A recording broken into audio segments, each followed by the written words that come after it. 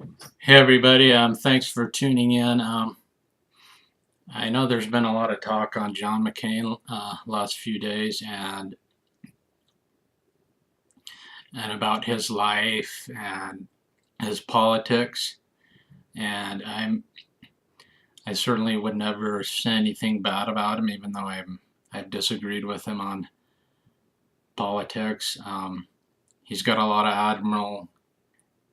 admirable qualities. I think one of them is which is great for a politician, is what you see is what you get.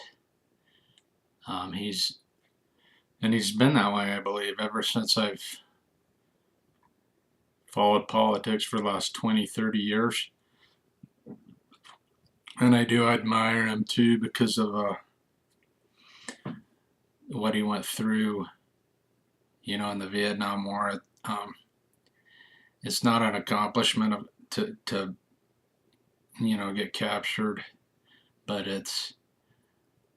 you have to give a lot of respect when people do that for their country, especially if you haven't, and I haven't. So anybody that went through what he did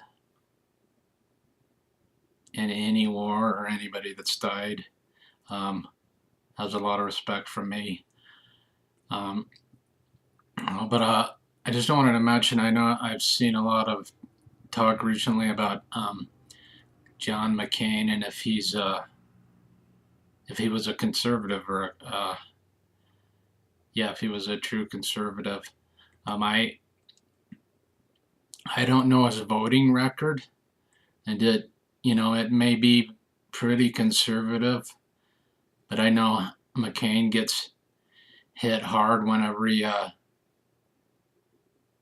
he votes against the majority of Republicans, and he's more than willing to. I mean, he would vote against everybody if he knew he was right, and I think that's actually a good quality to have, as long as you're right. But I don't think he's a conservative, and I would call him an independent. And I'll tell you why. In the presidential debates, when this would be the GOP presidential debates when McCain was running, and all the GOP candidates were debating, they were talking tax policy. And whenever you debate, a Republican debates a Democrat on tax policy, the Democrats always play this, I call it the class warfare card.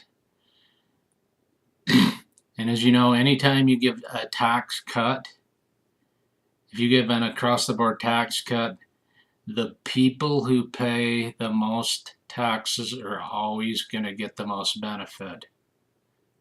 It's just like going to a grocery store. If there's a 10% off in the whole store, a poor person goes in there and spends $5. A rich person goes in there and spends $500. They both get 10% off, yet the rich person is going to get 10 times more of a benefit monetarily than the poor person, and it should be that way because they spent the most money. But anyway, McCain, he played the class warfare card in this debate, and he basically said, I can't support so-and-so's tax plan. It's for the rich. It primarily benefits the rich, and that's not what we need. Yet, as you know, it's, again, to benefit from a tax plan or tax cuts, you have to pay. If you don't pay hardly anything, it's impossible to get much of a benefit from a tax cut unless you start taking money from a rich person and giving it to a poor person, which is what Democrats want. And we did that, by the way, back in when Bush Jr. was president and the economy was in a recession, and the politicians wanted to do a stimulus plan. We did a tax cut, I believe, or maybe it was a tax bonus. I don't know what they called it, but I believe it was tied to your income tax, and Democrats whined because they seen that people not paying any income tax weren't benefiting. So what happened? They rewrote the law. So I think those that weren't paying any income taxes got $100 or $200, and of course that came from the people that were paying income tax. So it didn't.